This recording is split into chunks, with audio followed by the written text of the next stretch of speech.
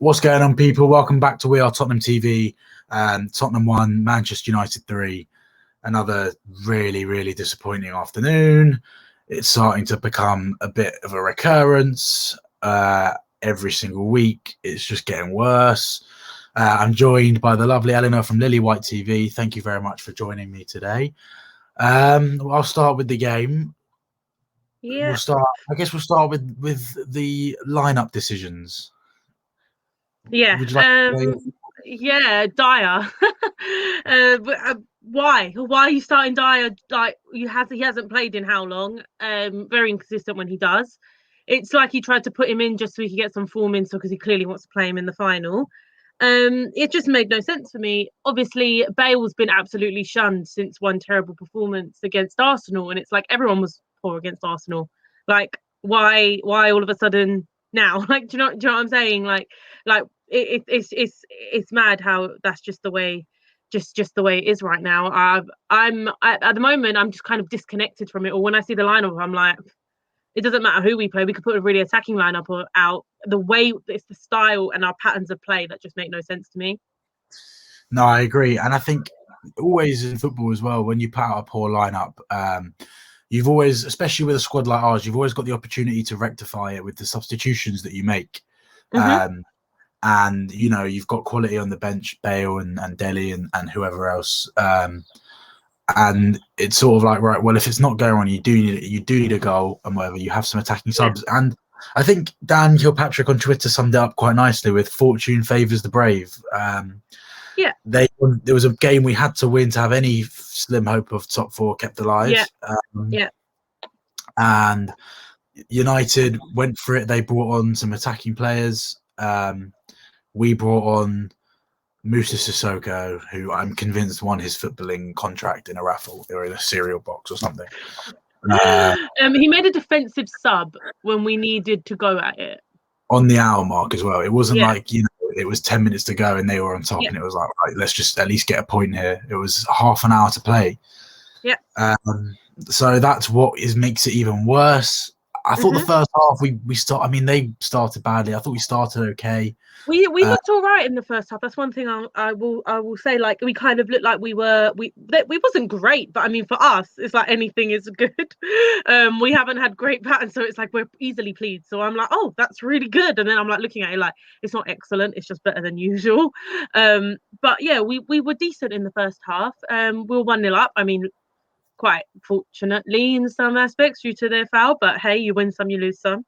It's the way it works. It happened to us against Arsenal with Lamela, so hey. But we were 1-0 up, and it's funny because when we had the lead, we only had 24% possession or something. That just shows for that short period of time when we had the lead, we were literally sitting back. So it's funny, even if he's not saying it. I read an article today by Jonathan Veal, and he said that a lot of the players, maybe they're not told to sit back, but subconsciously they're worried about being hung out to dry in the media.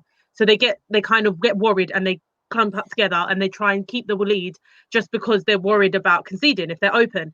And I think subconsciously what his man management is doing is making them sort of hide away, not press, not got that confidence to keep going at a game. And it's hard to blame all on him. It is on the players. These players are disgraceful. They're not putting in performances for that badge. I don't care if you don't like the manager, you play for the badge. But at the end of the day, I do think, it's his job to keep them a group. It's his job to keep morale up. Like, whose job is it to keep morale up? It's your manager's, it's your coach. That's his job. So he's not doing that. And I just feel like, for me, I would get rid of him and just try to get a manager bounce for that. At least we'll be all behind them, manager bounce for that final. But it's not going to happen. But that is what I'd like to happen. But yeah, the second half was just poor, really poor after they conceded. Second half was us all over, and your point about the 26% possession in between when we scored and conceded. I saw that as well, but that's been a problem as well. Even when we were good at the beginning of the season. It was sort of like I'm actually convinced that despite the fact that we're seventh or whatever, every single team in the league play better football, maybe apart from Newcastle or someone. Most teams in this league play better football or have at least patterns of play than us. I don't understand. People will tell me, our style of play is the counter-attack, but we don't counter-attack. No, We get we don't have a style. We don't have a style. And we turn back. Yeah, 18 months on and we have no patterns of play. I can't see what we're doing, which is what's crazy to me. Like, how can it be a season and nearly 2 seasons now, pretty much, and I still can't see what we're doing on the pitch? What's our exact game plan? And yeah, people will say it's counter-attacking, but it's not. We're not sitting as soon as we get the ball trying to hound their goal. That's not what we're doing. We're kind of passing around the middle. Yeah. This is the thing. When we were flying, it wasn't sustainable when we were flying, because we were flying high with creating 3 chances a game and having Kane and Son put all 3 chances away. That's just not sustainable to then win titles and keep up there, because at the end of the day, they're not going to score every chance they get forever, and we need to create more chances per game to then hope that they do score them. It's mad. The way we've been playing is just not, it's not sustainable in the long run. And I think it's very 90-minute football, as I've said.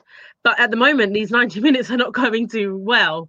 I just don't know how much of a team we're playing together. And I think the style and, like you say, the patterns are not there. To me, it just seems like go out there and just try not to concede too many, try not to lose, try to draw the game. That's the way it sees. We go 1 goal up, try to keep it tight.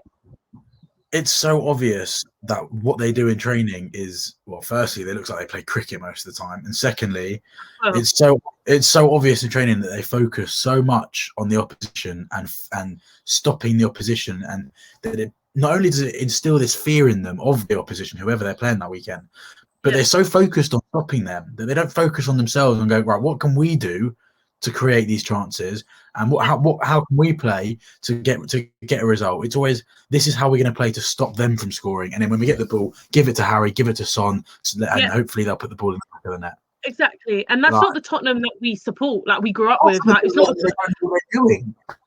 Yeah, it's like, I don't want to be scared of every single team we face. I want to actually go out there to win matches, not try not to lose, or try and that's the philosophy right now. Try not to lose this game, not go out and win. And I think they're very different. And I think morale is just such a big thing. Even if he's telling them press, do this, do that. One, if they're not doing it in training, they can't just turn it on. If you haven't practiced that for 18 months, you can't just randomly become an attacking team. It just doesn't work. It's got to be trained. And I also think that, West Ham are a perfect example of what coaching can do.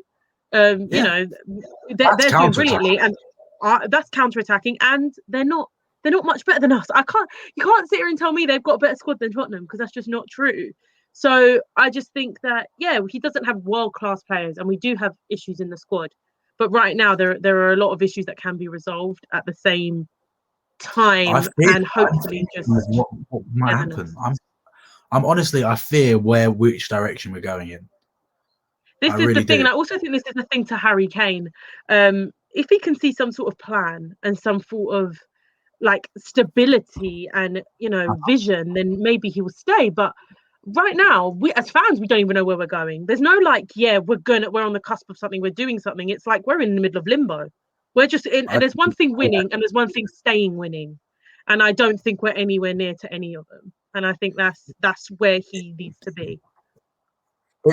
It's like when you buy something from IKEA, but you've forgotten the instruction booklet. Yeah. Exactly. You've bought this really nice big thing, and you just don't know where the instructions are to put it together. So you've just got it all over the place, and it's just not work. And it's just an absolute mess. The football is appalling. Like I said, half of them don't look like they know what they're doing. They look like they don't want to be there. I'm running out of words. It's so disappointing. I don't understand how people can still back it anymore. I don't understand what this project is. He was supposed to be the man to take us over the line, and he's ended up telling them to turn around and run backwards.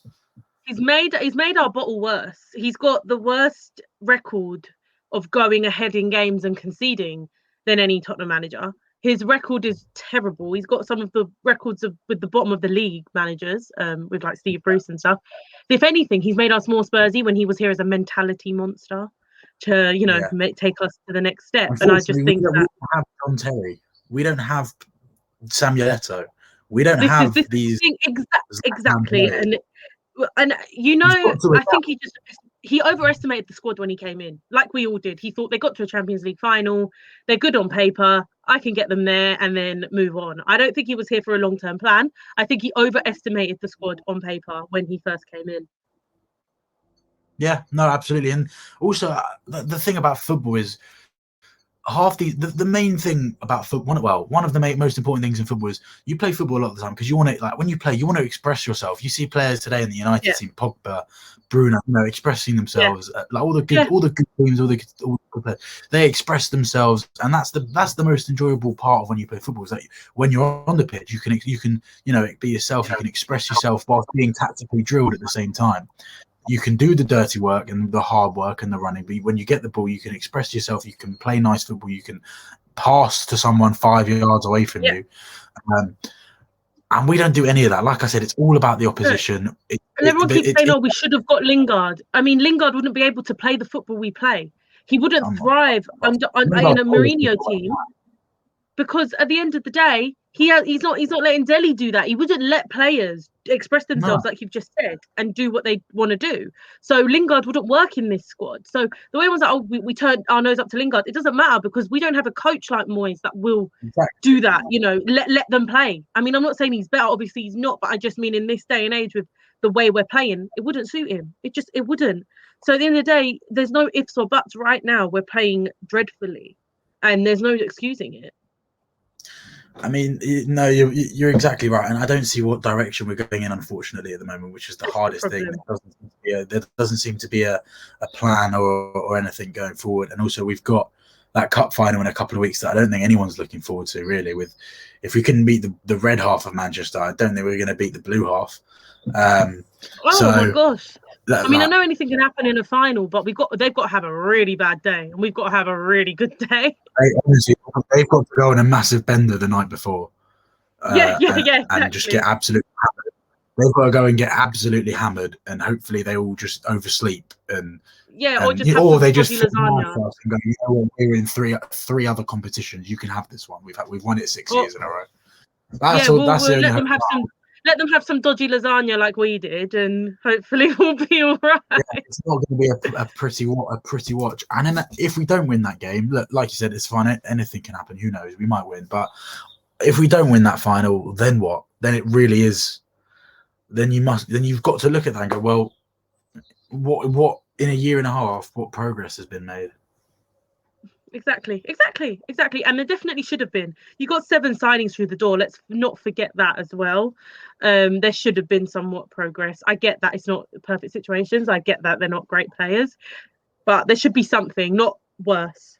And right now, the stats are not looking good, and the morale is not looking good. Yeah.